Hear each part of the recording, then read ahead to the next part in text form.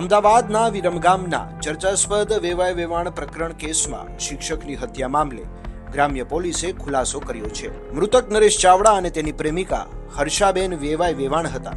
હર્ષાબેનના દીકરાની સગાઈ મૃતક નરેશની દીકરી સાથે 1 વર્ષ પહેલા થઈ હતી. તેમજ બંને એકબીજા સાથે પ્રેમ થતા 8 મહિના પહેલા જ ઘરેથી ફરાર થઈ ગયા હતા અને વિરમગામમાં મૈત્રી કરાર કરીને રહેતા હતા. જે બાબતની જાણ યુવતીના પિતા અને તેના પરિવારજનોને થતા તેઓ દ્વારા હુમલો કરી યુવકને મોતને ઘાટ ઉતાર્યો હતો. જુઓ અમદાવાદથી સંજીવ રાજપૂતનો રિપોર્ટ.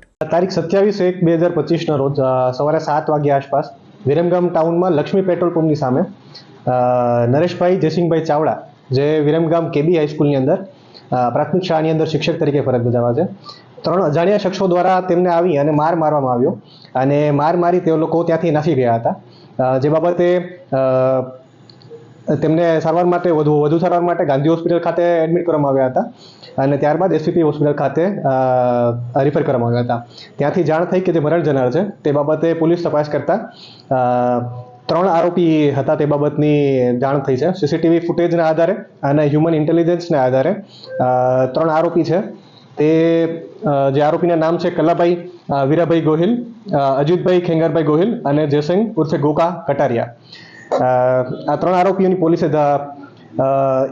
માહિતી મળી હતી, બાતમી મળી હતી કે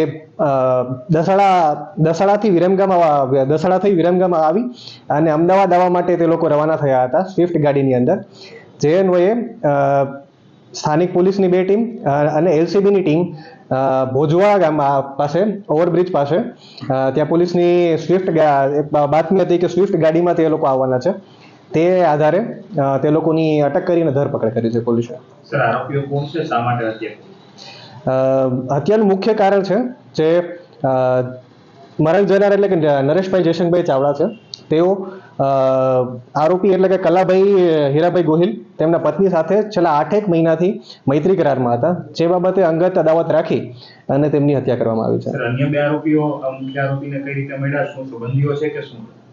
અન્ય 2 આરોપી જેમ કે અજીતભાઈ ખેંગારભાઈ ગોહિલ છે, તે કલાભાઈ હીરાભાઈ ગોહિલના કઝિનભાઈ છે એટલે કે પિતરાઈ છે અને ધંધામાં એમના પેટ્રોલ પંપમાં ભાગીદાર પણ છે. અને જયસિંહ ઉર્ફે ગોકા કટારિયા છે, તે તેમના પેટ્રોલ પંપના ડીઝલના ફેરા કરવા માટે ડ્રાઈવર તરીકે ફરજ બજાવે છે અને ઘણા 3-4 વર્ષથી જોડે કામ કરે છે એટલે તેમના મિત્ર તરીકે પણ છે. તો બનાવના આગળના દિવસે 3 લોકોએ કાવતરું ઘડી અને આ બનાવને અંજામ આપ્યો હતો. સર, કેટલા સમયથી લિવિંગમાં રહે છે ને શું કઈ રીતે પરિચય થયો તો શું હતું? બંને વચ્ચે મરણ જનાર એટલે કે નરેશભાઈ જયસિંહભાઈ ચાવડા અને કલાભાઈ હીરાભાઈ ગોહિલ બંને વચ્ચે વેવાઈનો સંબંધ છે. એટલે કે નરેશભાઈનો પુત્ર અને કલાભાઈની પુત્રી બંને વચ્ચે આશરે 1.5 વર્ષ પહેલા સગાઈ થઈ હતી અને તેના આધારે બંને પરિચયમાં આવ્યા હતા. અને નરેશભાઈ અને જેમના જોડે મૈત્રી કરારમાં રહે છે તે અલકાબેન હર્ષાબેન છે. તે લગભગ આશરે 8 મહિનાથી વિરમગામ ખાતે મૈત્રી કરારમાં જોડે રહે છે. હત્યાના કાવતરા સાથે જ આવ્યા હતા કે માર મારવામાં આવ્યો હતો ના કે આ લોકોના અનૈતિક સંબંધ જ કારણભૂત છે કે કોઈ બીજું કોઈ કારણ આવ્યું? હાલની તપાસના આધારે એવું કહી શકાય કે મુખ્ય અંગત અદાવતને ધ્યાનમાં રાખીને જ બનાવને અંજામ આપ્યો છે.